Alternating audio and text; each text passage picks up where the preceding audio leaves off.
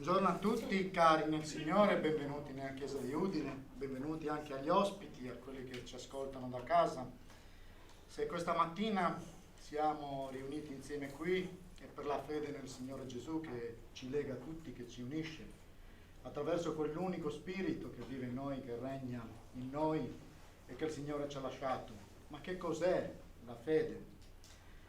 La parola di Dio la definisce così. Nella lettera agli Ebrei leggiamo dal capitolo 11 al versetto 1 in poi, leggiamo così: ora la fede è certezza di cose che si sperano, dimostrazioni di realtà che non si vedono. Infatti per essa fu resa buona testimonianza agli antichi. Per fede comprendiamo che i mondi sono stati formati dalla parola di Dio. Così le cose che si vedono non sono state tratte da cose apparenti. Tutti noi che abbiamo creduto abbiamo questa certezza, basata non sui nostri meriti, ma basata sulla fedeltà di Dio. Noi sappiamo, abbiamo questa speranza che è certezza di vivere un giorno per sempre col Signore Gesù, non perché siamo più bravi di altri, ma perché il Signore Gesù ce l'ha promesso e il Signore Gesù è fedele e manterrà ciò che ci ha detto. Benediciamo quindi il Signore questa mattina, innalziamo il Signore Gesù che è il nostro Salvatore e lo facciamo attraverso due canti che volevo invitare a fare insieme: benedetto il nome del Signore, il 110, e Gesù ti innalziamo. Due canti che vogliamo attraverso le nostre voci, attraverso il nostro cuore dirgli al Signore: benedetto il tuo nome. Gesù, vogliamo innalzarti, vogliamo adorarti perché ne sei degno, vogliamo adorarti perché sei Dio, vogliamo adorarti perché sei il nostro Redentore. Benediciamo il Signore con questi due canti.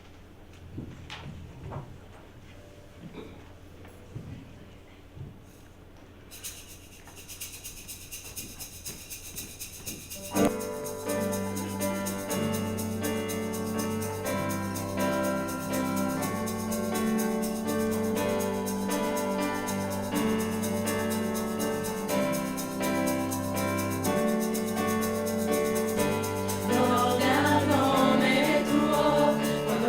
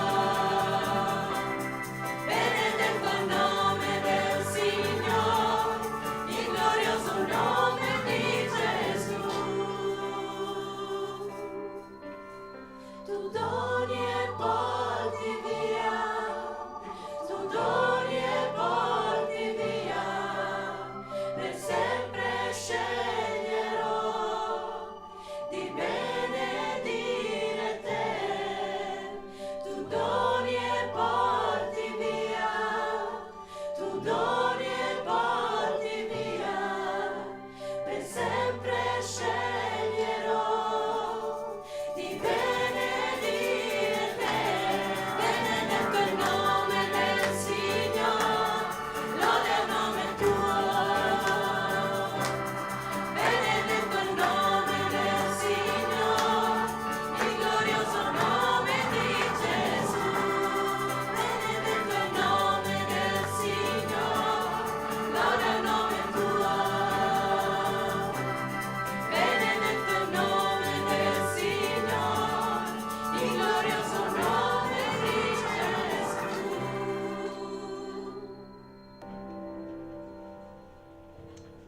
Vogliamo alzarci in piedi per innalzare il Signore Gesù con questo canto. Gesù, ti innalziamo, Lui che è il Re, Lui che è il nostro Signore.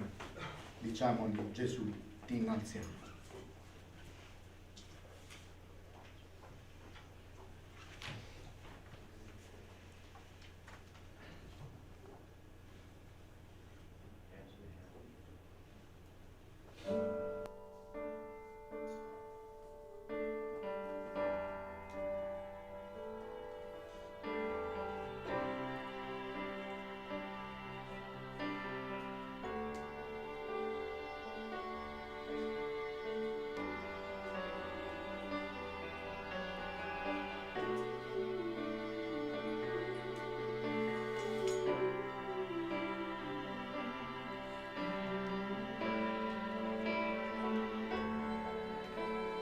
Gesù, ti innalziamo, proclamandoti Re,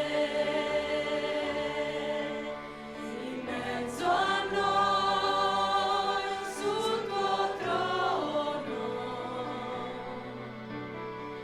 Sei esaltato, Signore, e mentre noi t'adoriamo,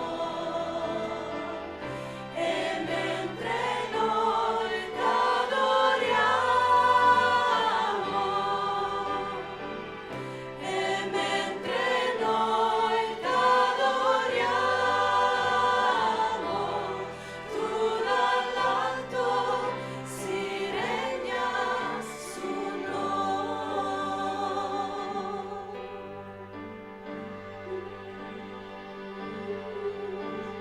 Gesù, ti innalziamo, proclamandoti Re, in mezzo a noi, sul tuo trono. Sei esaltato, Signore, e mentre noi t'adoriamo, e mentre noi t'adoriamo, e mentre noi t'adoriamo, tu dall'alto si regna su noi.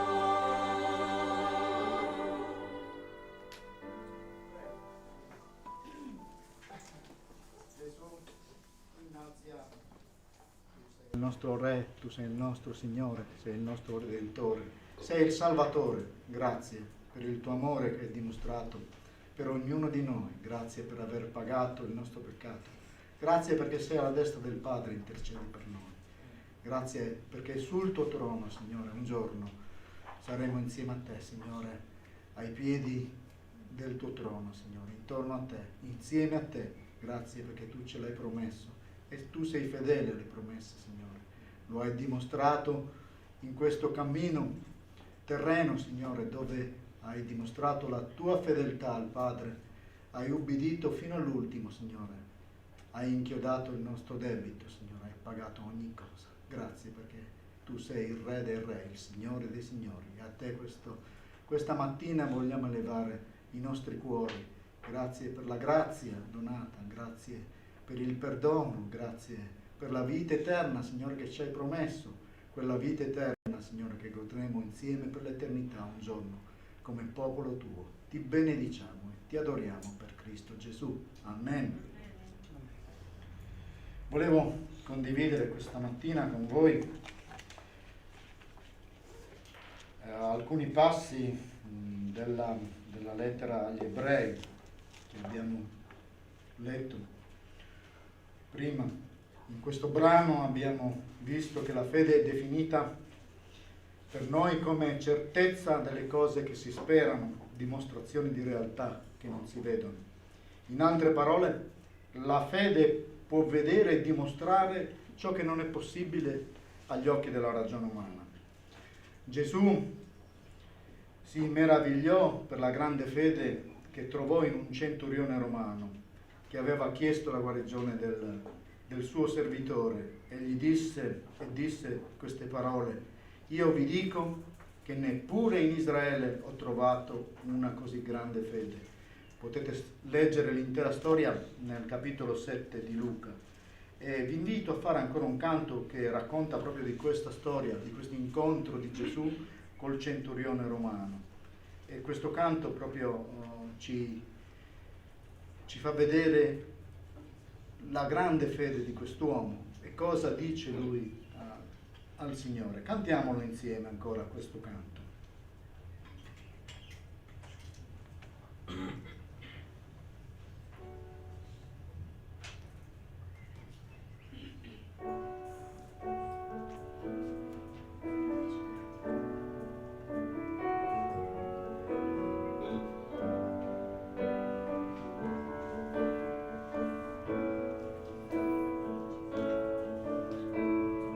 C'era un giorno in cui l'uomo andò incontro a Gesù, era un uomo straniero che viveva lassù, molto amato da tutti per le sue virtù. Ho sentito parlare così tanto di te, c'è un mio servo che muore ed io so che non c'è uno che può salvare all'infuori di te. Io ti prego, Signore, non entrare da me, perché so che il mio cuore non è degno di te. Ma con una parola sono certo, Signore, tu potrai guarire questo mio servitore.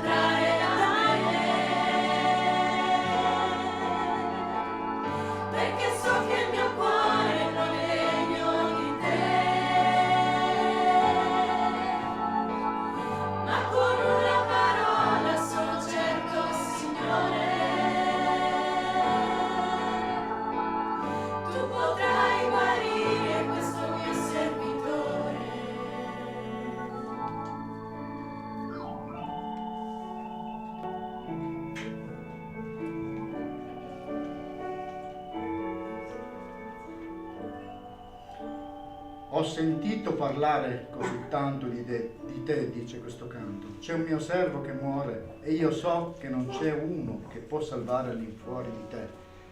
Questo incontro col centurione ha guarito questo servo. Il centurione aveva fede in Gesù. Il centurione voleva incontrare Gesù. Il centurione ha sentito parlare di Gesù. Anche noi un giorno abbiamo sentito parlare di Gesù. E tu che stai ascoltando, hai sentito anche tu parlare di Gesù. La sua parola, nei Vangeli trovi le parole di Gesù, trovi le storie, tante storie come questa, tanti incontri con folle numerose. È il Signore che ha parole di amore, ha parole di guarigione, ha parole di vita eterna. Cercalo nella sua parola e trovalo come un giorno abbiamo fatto noi. Ti invitiamo a farlo. Nella sua parola troverai tutto ciò che ti serve per conoscere questo Dio grande che ti vuole portare con Lui, che ti vuole accogliere presso di sé. Quest'uomo straniero, era un uomo straniero, dice, era un centurione romano, era un uomo che aveva una buona testimonianza e i servi dicono: quest'uomo è degno che tu vai da lui. Eppure lui non si sentiva degno, ha mandato altri a chiamare Gesù, non è stato personalmente da lui. A volte si ha paura di andare direttamente a Gesù perché ci sentiamo indegni o perché ci sentiamo incapaci o perché ci sentiamo peccatori, e dice il Signore: non mi perdonerà mai per quello che ho fatto. Ma non è così. Il Signore ha le braccia aperte e vuole accogliere chiunque. Anche Abramo fece altrettanto. Sempre nella lettera agli Ebrei che stiamo leggendo, al versetto 8 dice: per fede Abramo, quando fu chiamato, ubbidì per andarsene in un luogo che egli doveva ricevere in eredità, e partì senza sapere dove andava. Per fede soggiornò nella terra promessa, come in terra straniera, abitando in tende come Isacco e Giacobbe, eredi con lui della stessa promessa, perché aspettava la città che ha le vere fondamenta e il cui architetto e costruttore è Dio. La fede ubbidisce anche quando non comprende la volontà di Dio nella propria vita e attende con pazienza la realizzazione delle sue promesse, come ha fatto Abramo e come hanno fatto tanti in questo brano che abbiamo letto. Abramo partì, dice, senza sapere dove andava. Sara ricevette la forza di concepire nonostante fosse vecchia e sterile.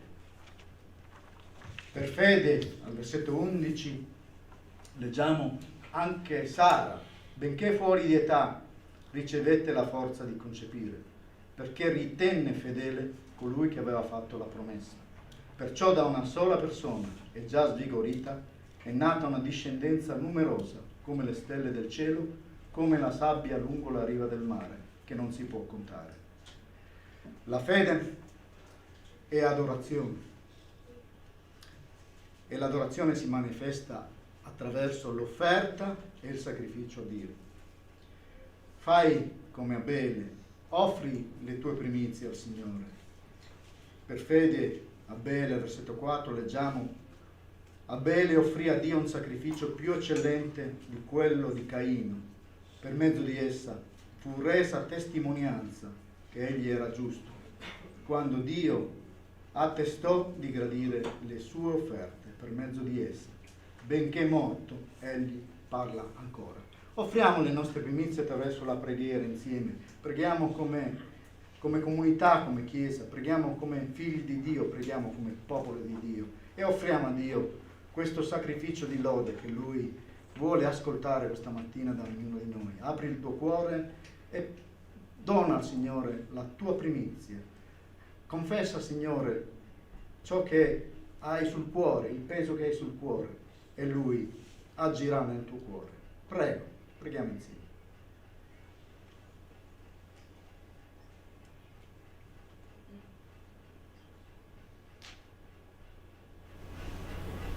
Per fede, Signore, per fede noi siamo qui questa mattina per lodare il tuo nome.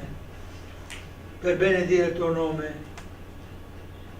per dirti: te ne prego, Signore, ti prego per tutte le cose che ognuno di noi ha singolarmente nel cuore e per le cose che collettivamente possono essere dette. E collettivamente può essere detto: sia benedetto il tuo nome, Signore, sia lode al tuo nome, sia lode al nome di tuo Figlio Gesù Cristo. Per questa giornata, Signore, per questa creazione, il cielo, la terra, il mare, tutte le cose che sono in essi, per gli uomini, per le donne, per il matrimonio, Signore. Abbiamo parlato attraverso i consulenti che hanno guidato gli incontri in questi giorni del matrimonio, Signore.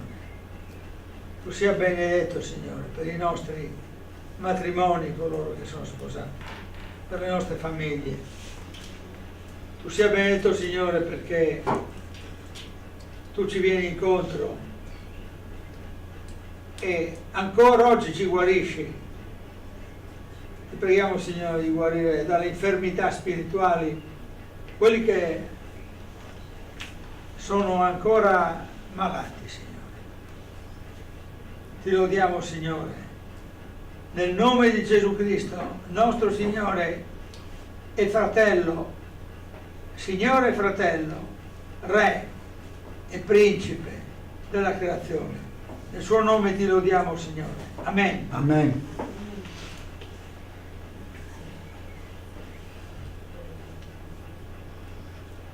Per grazia siamo qui questa mattina, Signore. La grazia che si è espressa nella sua forza, nella sua pienezza proprio alla croce. Lì, Signore, le nostre vite sono state cambiate. Ti adoriamo questa mattina, Signore, perché le porte sono state aperte, le porte di essere alla Tua presenza questa mattina.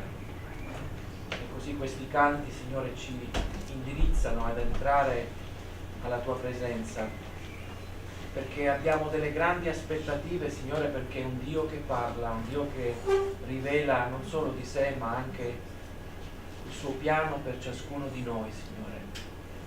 Stamattina ti adoriamo, ti esaltiamo, Signore, come popolo, come Chiesa, con questa diversità, Signore, che oggi esprimiamo, non solo culturale, ma in ognuno di noi hai fatto qualcosa di particolare, di unico. Di questo, Signore, ti siamo riconoscenti per la pazienza che hai avuto con noi e che hai ogni giorno, perché il tuo patto non viene meno. Signore, grazie perché hai toccato la nostra umanità, sei sceso in terra, ti sei identificato, Signore, con ciascuno di noi, ci hai visti, ci hai conosciuti, hai visto i nostri limiti, eppure sei andato avanti, sei andato oltre fino al compimento della volontà del Padre, Signore. Grazie per il tuo Spirito, Signore, che ci ha dato come consolazione, come sostegno, come accompagnamento. Signore, ti ringraziamo e ti benediciamo nel nome di Gesù. Amen.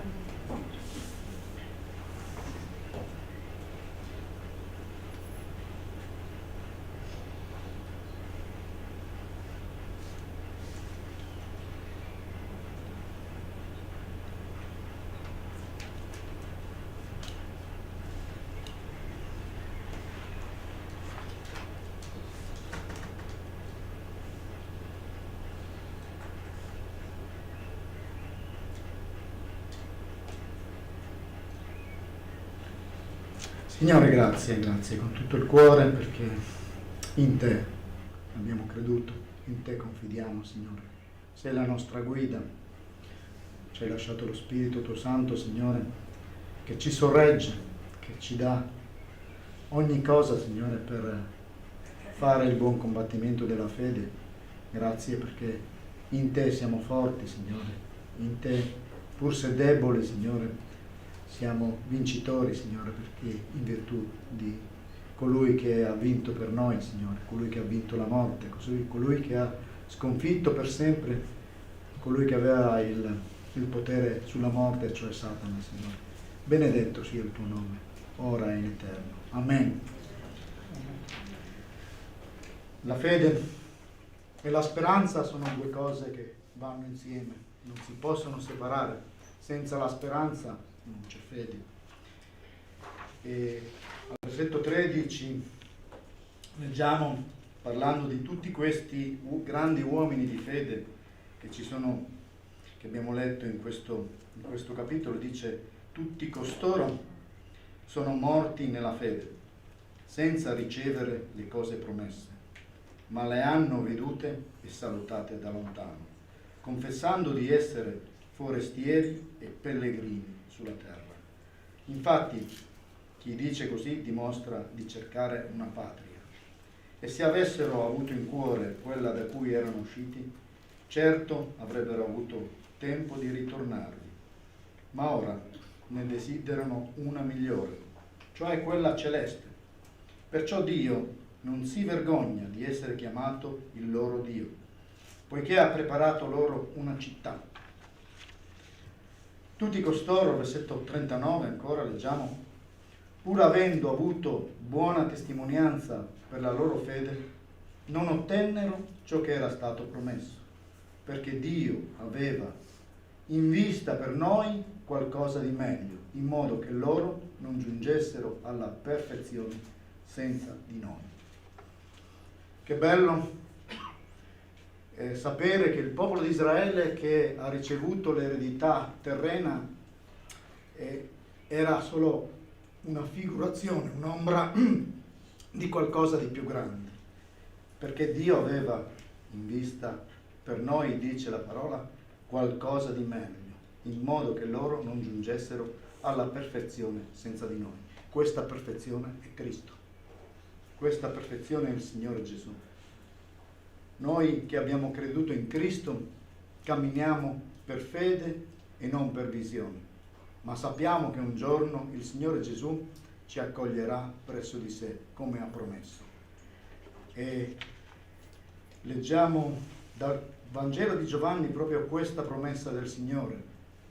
Al capitolo 14, dai versetti che vanno dall'1 al 3, Gesù dice questo a tutti noi oggi: il vostro cuore non sia turbato, abbiate fede in Dio e abbiate fede anche in me.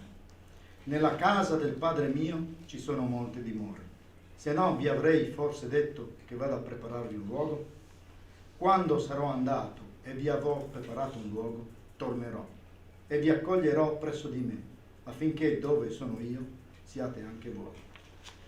Cantiamo un canto prima poi di lasciare la parola al fratello Vittorio per la predicazione, un canto che parla di questa città, di un giorno, di quel giorno che saremo insieme a Gesù, e ascoltiamo insieme le parole di questo canto che sono molto profonde e ci fanno fare un giro panoramico su quello che sarà quel giorno. Però quel giorno penso che nessuno di noi, cioè queste sono solo parole che possiamo immaginare, ma penso che quando saremo insieme lassù sarà una cosa talmente grande che nessuno di noi potrà immaginare e spiegarla con le parole umane. Cantiamo insieme Quando un giorno il Signore, 34 della raccolta.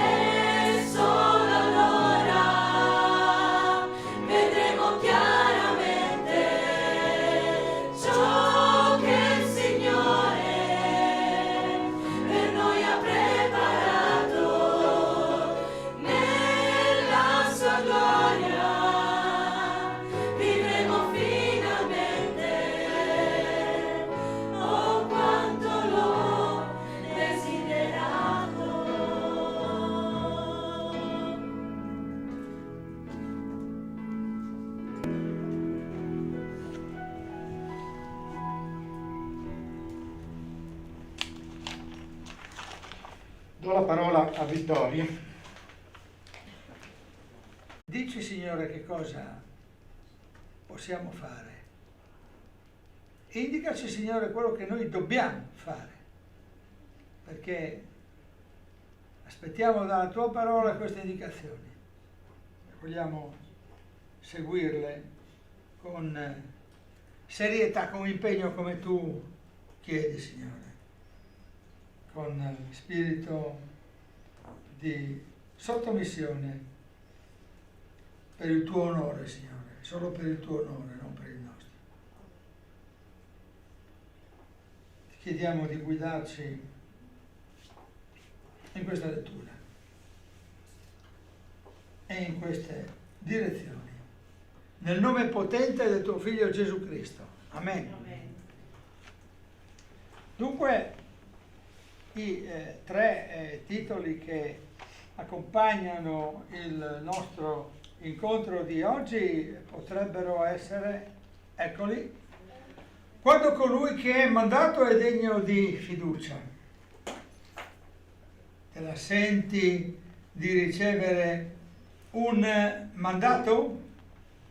E poi ancora 6 caratteristiche per un buon mandato. Timoteo ed Epafrodito. Ecco perché fidarsi di loro.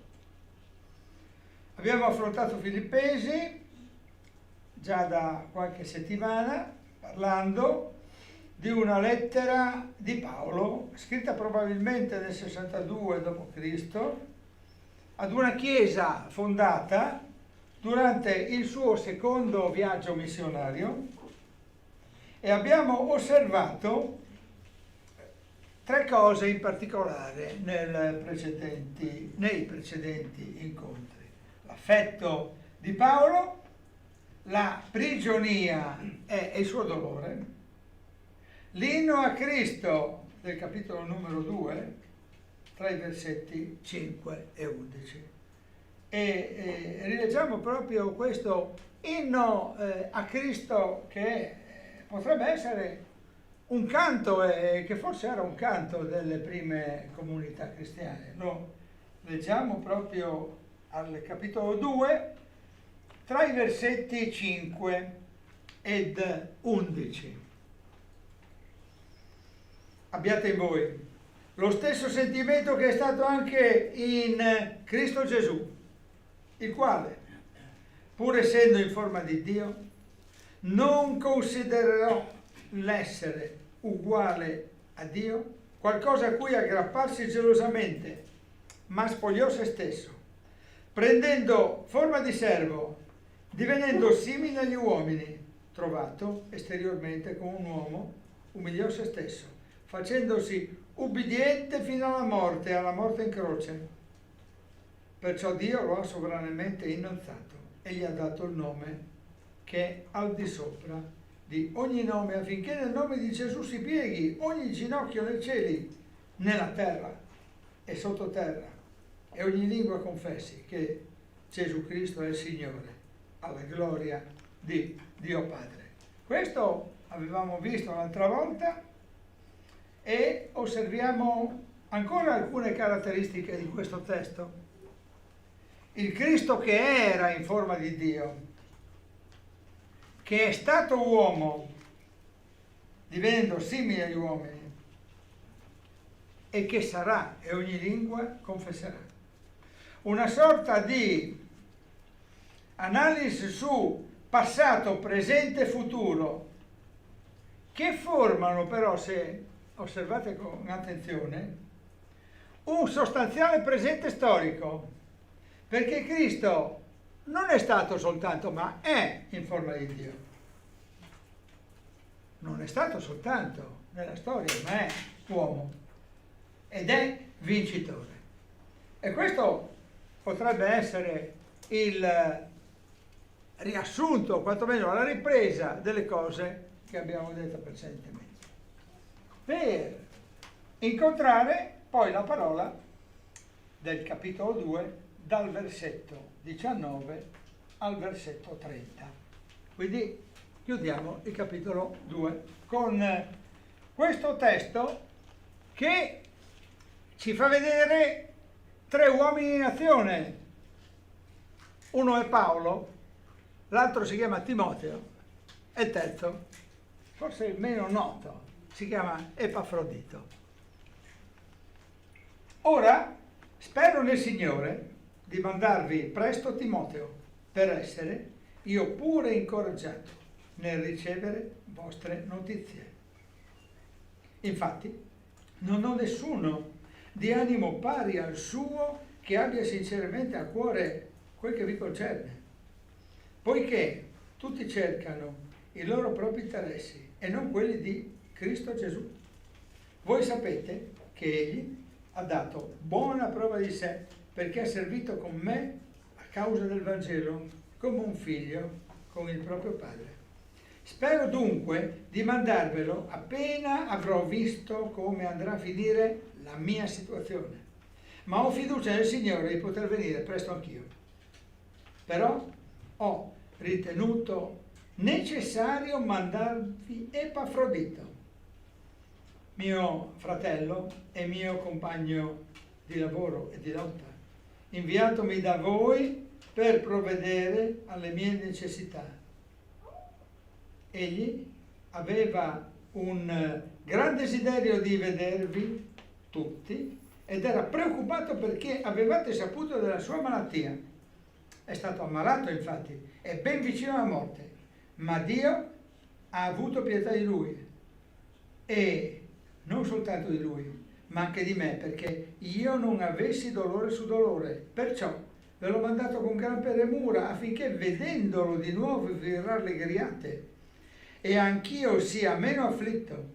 Accoglietelo dunque del Signore con ogni gioia e abbiate stima di uomini simili, perché è per l'opera di Cristo che egli è stato molto vicino alla morte, avendo rischiato la propria vita per supplire ai servizi che non potevate rendermi voi stessi.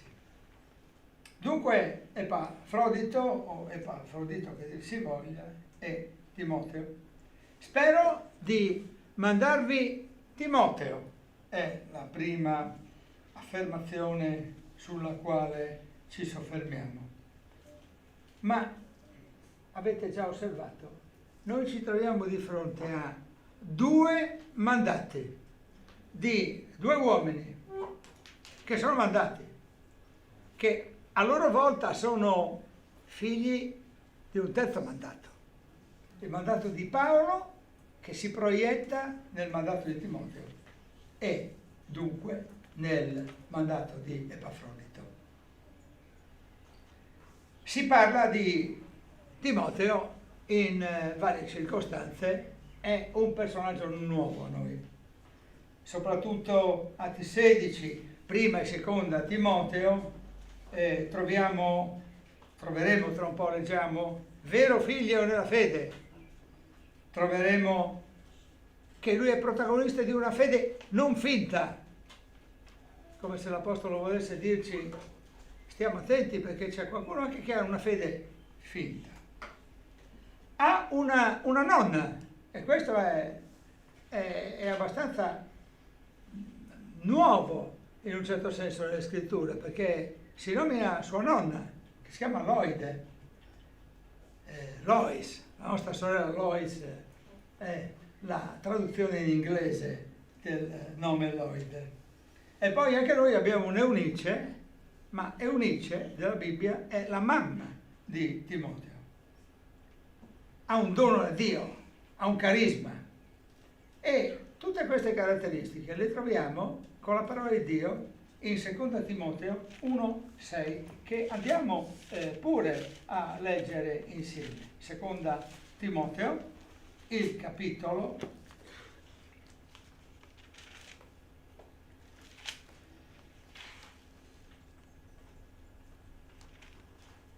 capito chiaramente il primo, da 1 a 6. Paolo, apostolo di Cristo Gesù, per volontà di Dio, secondo la promessa della vita che è in Cristo Gesù, a Timoteo, mio caro figlio, grazia, misericordia, pace da Dio, Padre, da Cristo Gesù, nostro Signore.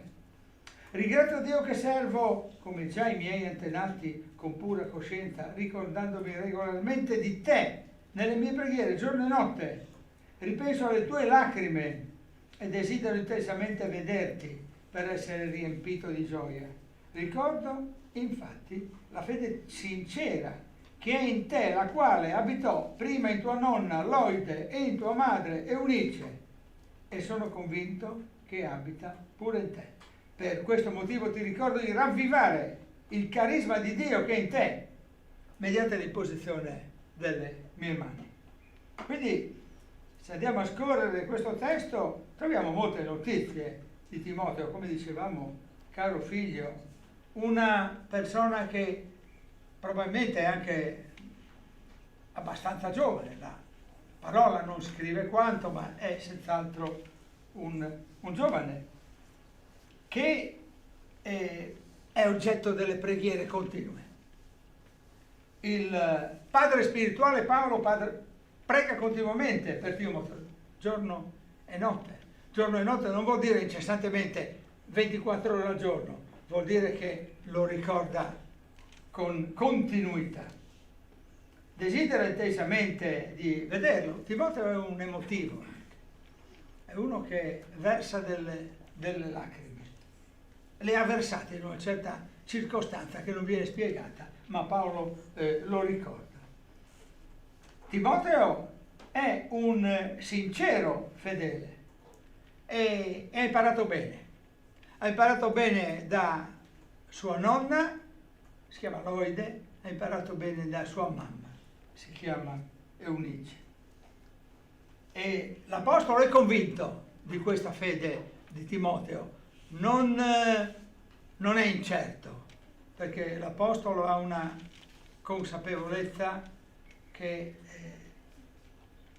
noi spesso non possiamo avere quando parliamo degli altri fedeli, perché lui ha avuto da Dio questo dono speciale di poter vedere veramente in fondo l'anima di Timoteo, perché dice che sono convinto che abita in te. Timoteo ha ricevuto l'imposizione delle mani.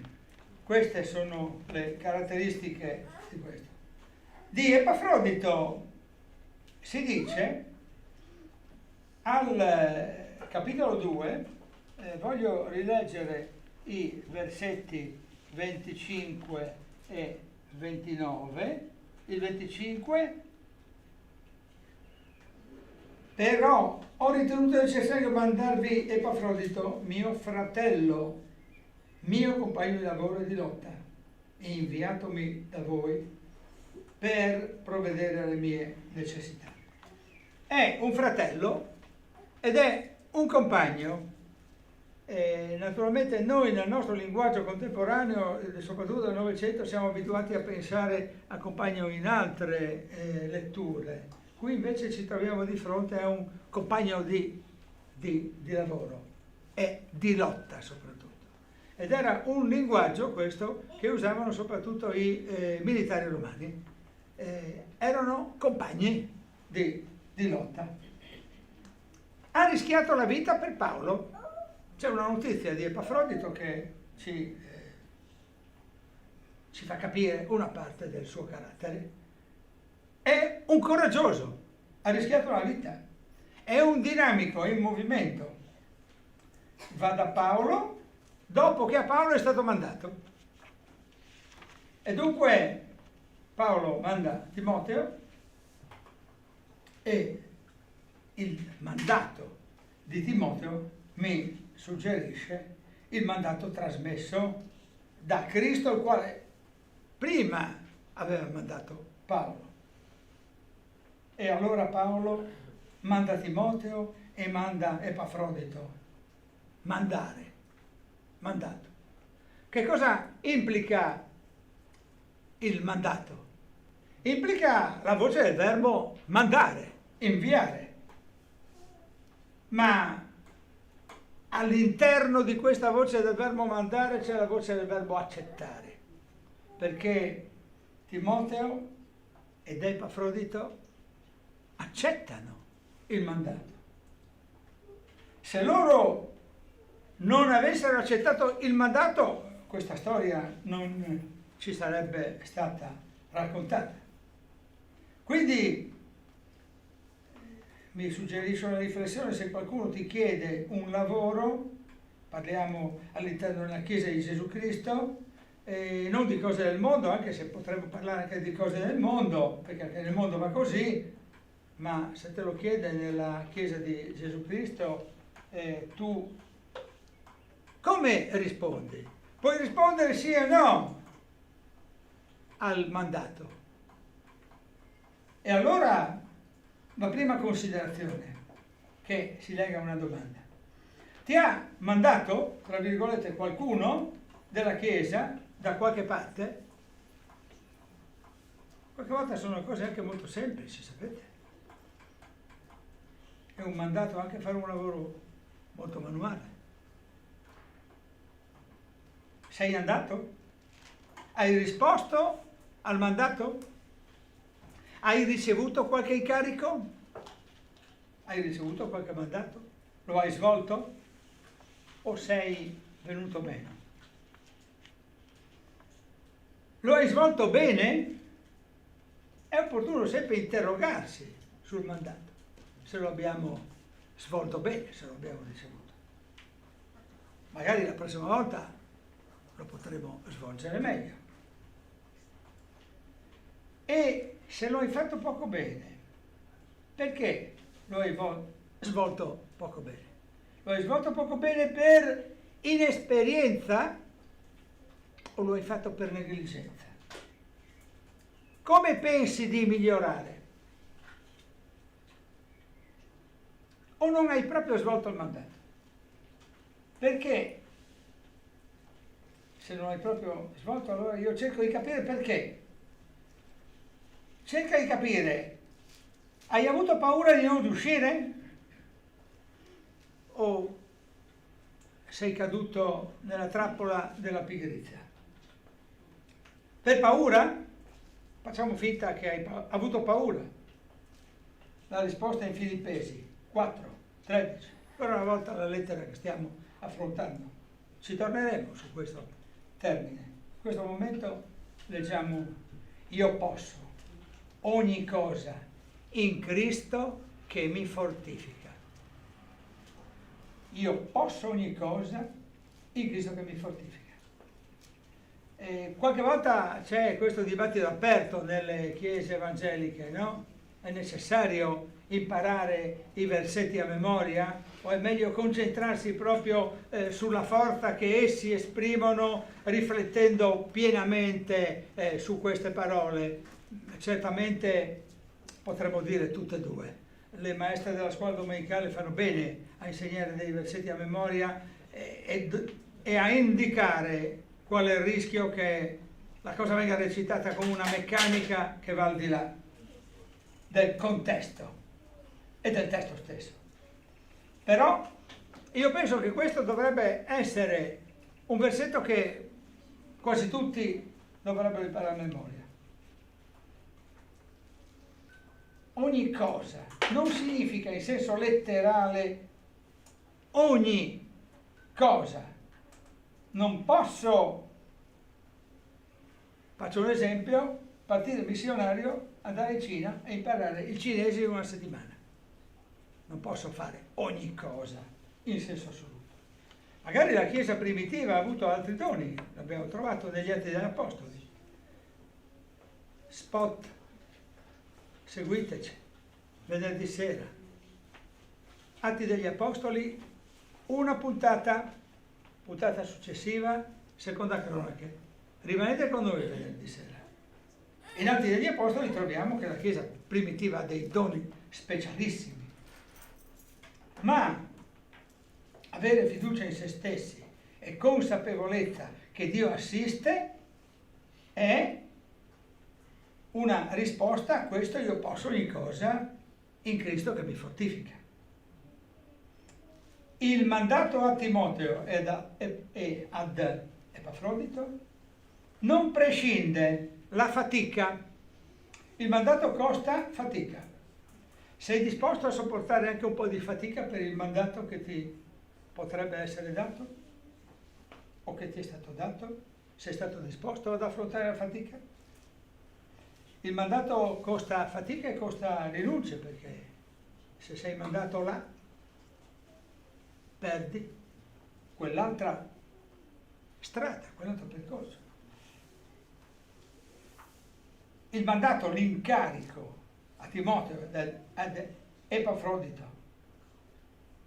loro non vanno in giro in auto con l'aria condizionata e il riscaldamento d'inverno, loro sono affaticati nel cammino. I nostri incarichi sono anche più leggeri, mai facilissimi comunque, nessuno, mai sottovalutabili. E poi, se non lo svolgi bene il tuo incarico, sei pronto a subire qualche rimprovero? Sei umile a riconoscere che hai fatto un piccolo errore e che avresti dovuto farlo meglio? È un modo per rispondere a quell'altro passo di Filippesi, al capitolo 2, al versetto 15, che dice: risplendete come astri nel mondo, tenendo alta la parola di vita. Abbiamo presente anche questo, è un altro passo che noi, che magari siamo più frequentanti, conosciamo a memoria, anche perché c'è questo bellissimo inno, tenendo alta la parola di vita. Però io voglio dirti una cosa: sei pronto ad essere criticato anche se farai bene? Perché noi tutti siamo pronti ai complimenti, anche quando facciamo le cose male, o comunque quando sbagliamo qualcosa. Ma qualche volta potrebbe succedere che hai fatto giusto e ti hanno detto hai fatto sbagliato.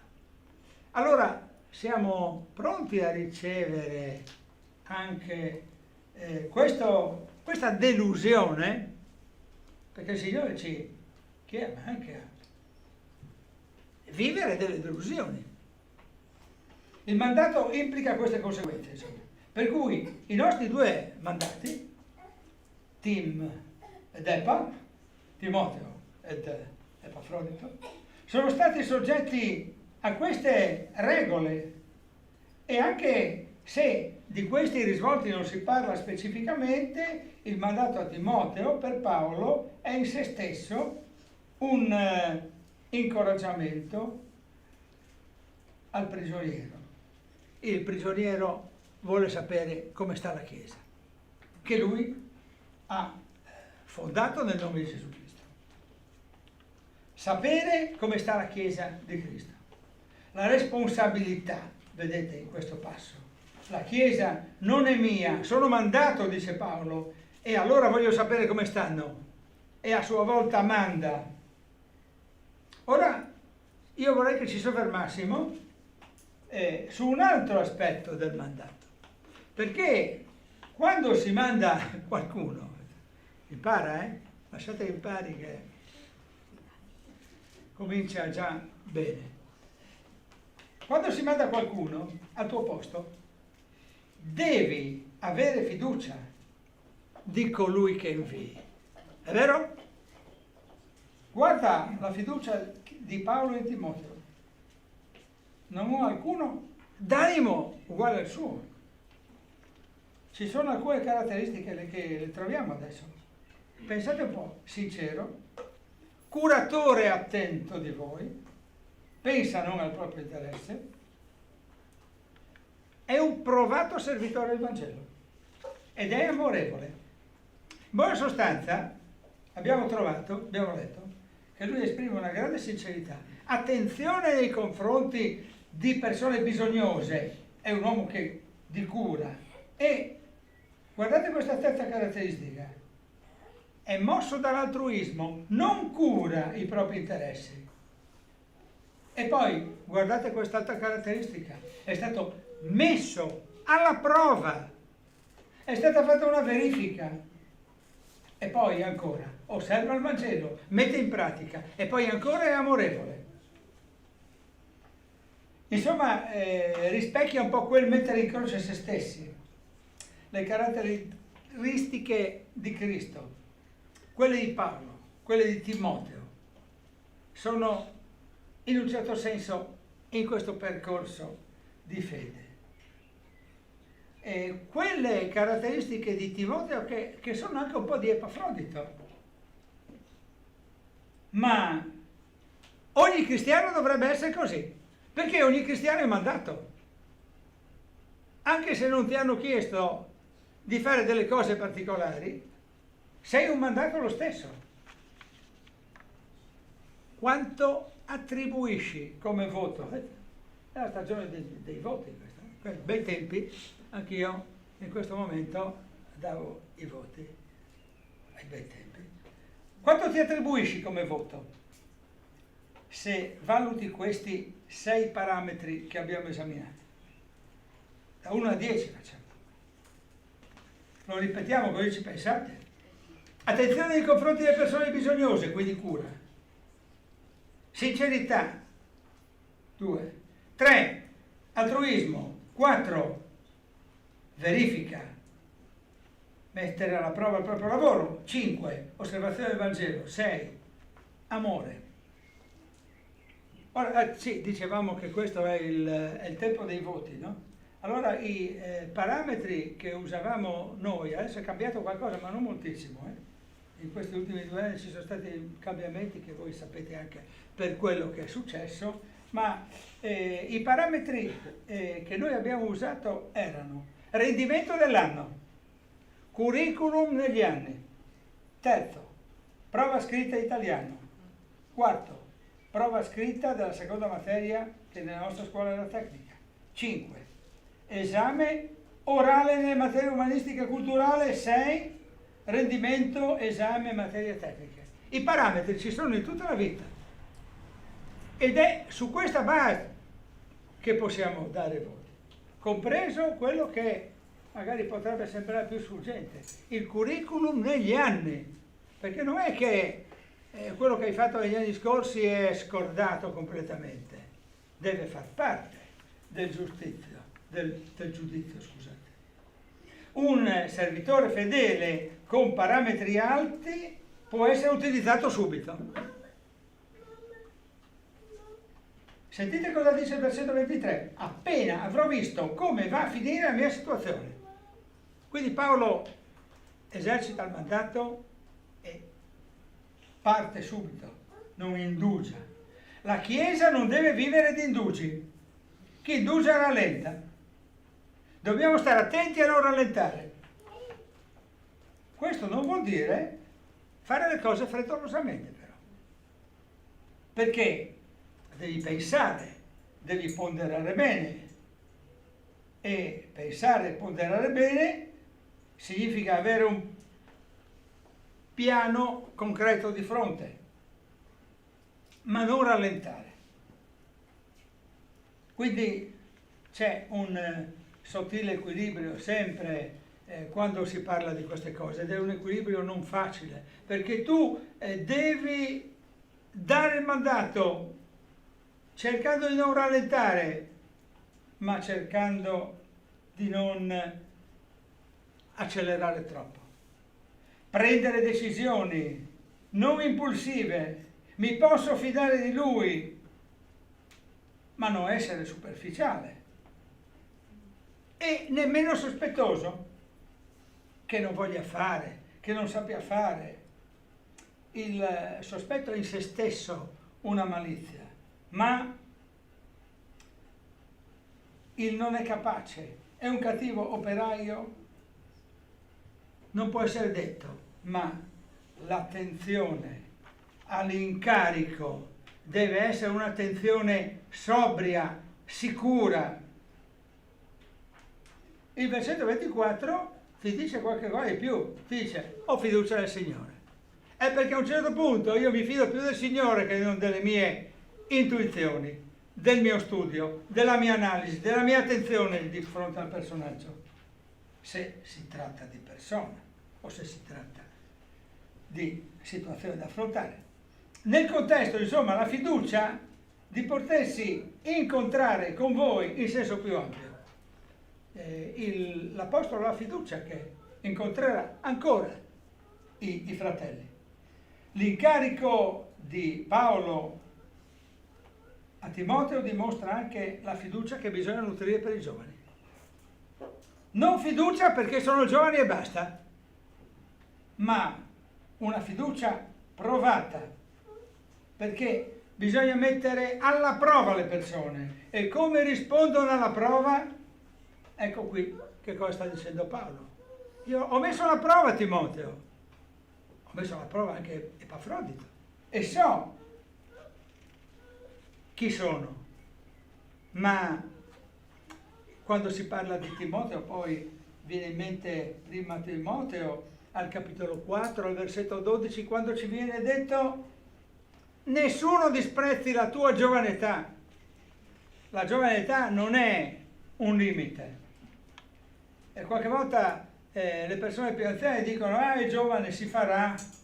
Può essere vero, ma qualche volta manca il coraggio di farlo scendere in campo. Però non devi bruciarlo, quindi attenzione a questo equilibrio discernimento che ti dà il Signore. Il Signore fa la differenza. Di Epafrodito sappiamo abbastanza cose, non tante come di Timoteo, ma molte cose anche di lui. È stato ammalato grave, vicino alla morte. È stato oggetto della pietà di Dio. Dobbiamo pregare per i malati.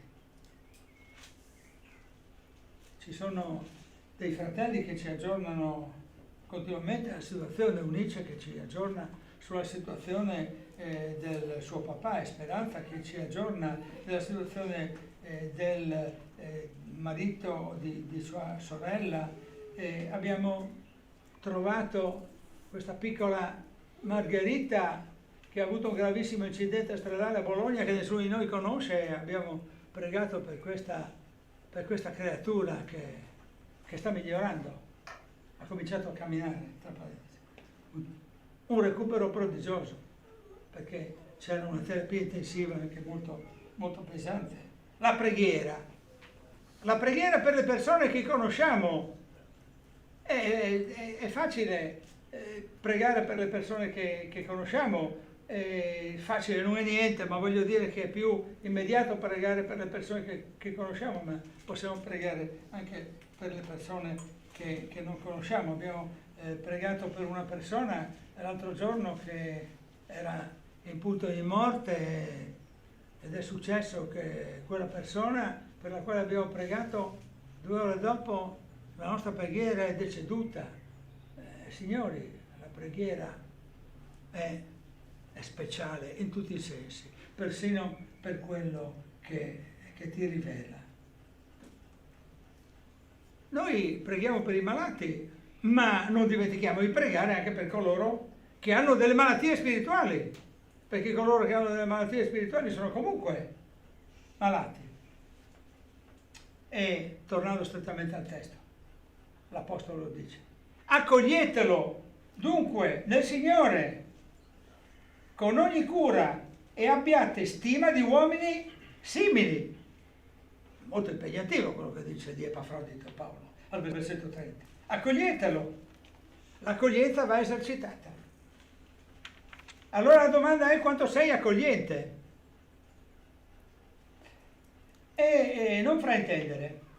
Magari qualcuno è venuto a casa tua e tu hai offerto con generosità del cibo e la tua amicizia. Ma come l'hai accolto nel tuo cuore? Perché qualche volta le persone si accolgono anche formalmente. Si dice benvenuto, benvenuto. Doveva arrivare prima, poi a quest'ora nella mia testa. Benvenuto, accomodati. No, grazie. Speriamo che dica no, grazie, che vada via.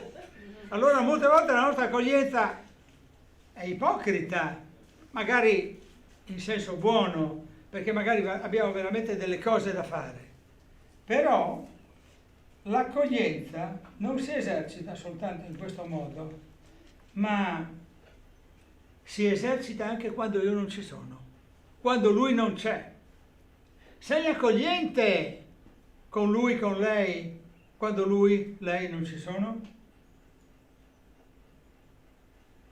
Sei attento, sei attenta a dire ma me non lo vedo e meglio sto. Siamo attenti a non dire mai una cosa di questo genere.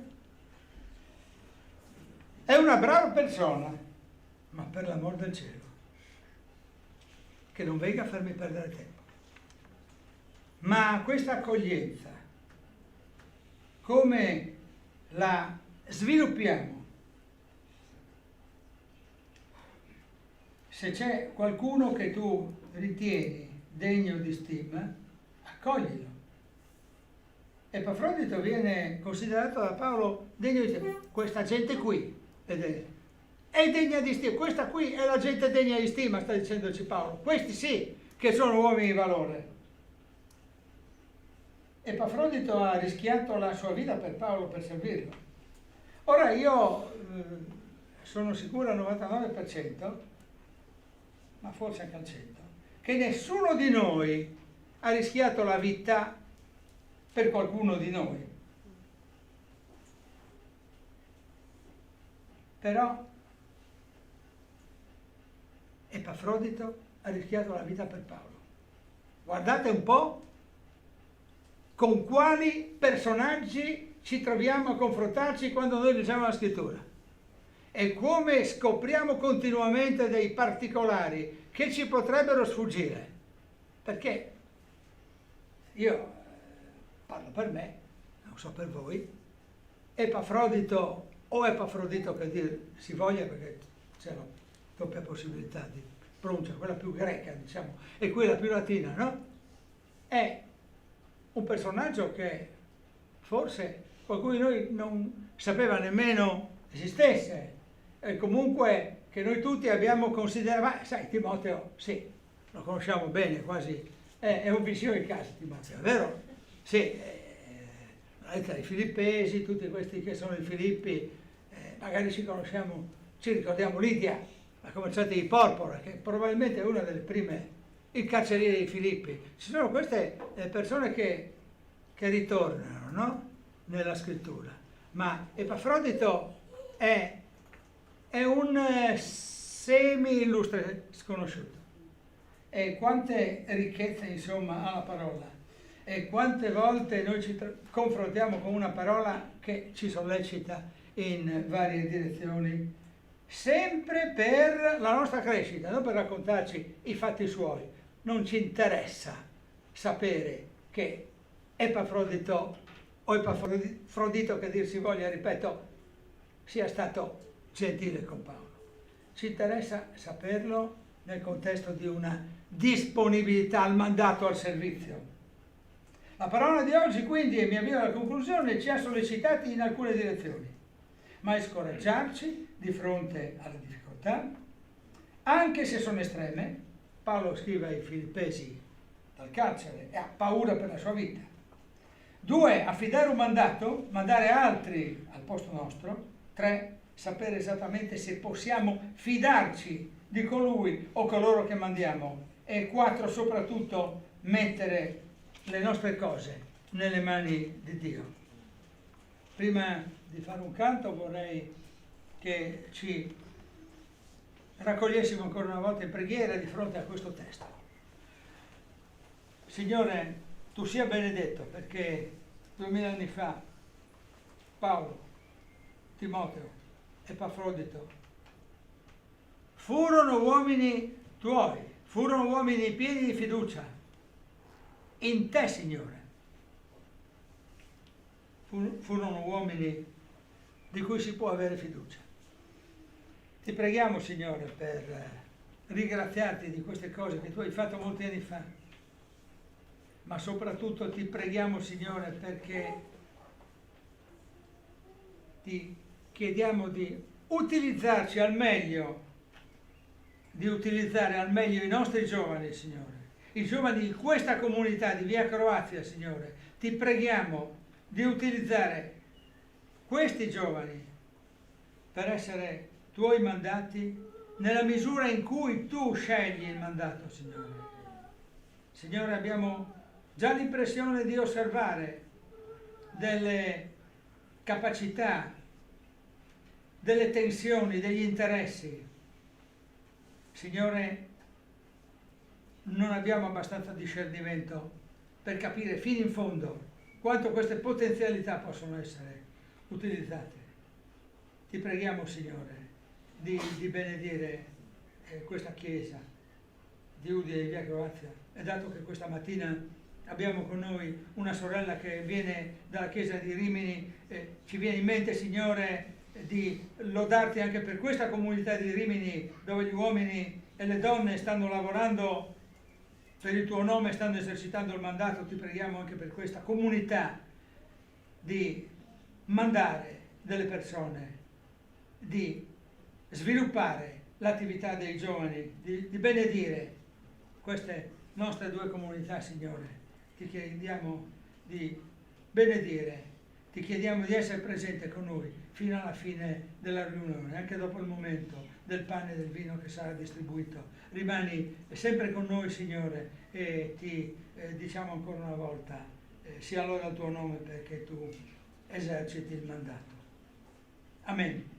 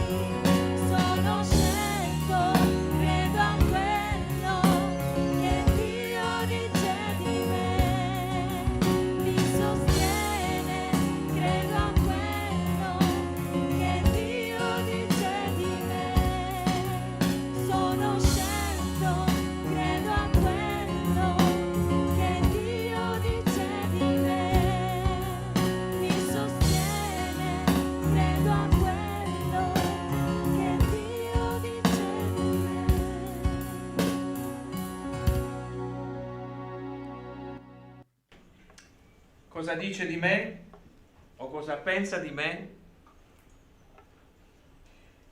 Noi siamo il frutto di colui che ci ha voluto. Pensate, i nostri genitori ci hanno generato, avevano un progetto con ciascuno di noi, maschi, femmine,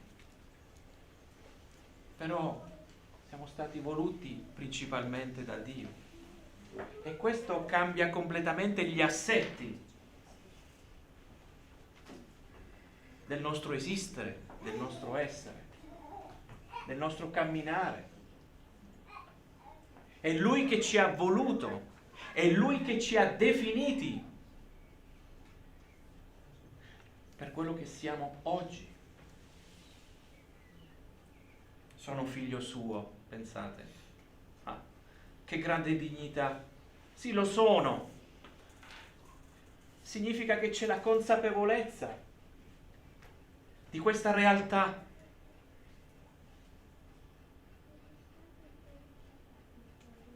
Chi Lui libero, mamma mia, la libertà, libero sarà. Ecco come siamo definiti da Dio. Abbiamo conosciuto un Paolo apostolo, abbiamo conosciuto un Timoteo giovane, aveva circa 40 anni, ma era definito giovane. Epafrodito, uomini voluti da Dio, ma possiamo dire anche donne volute da Dio.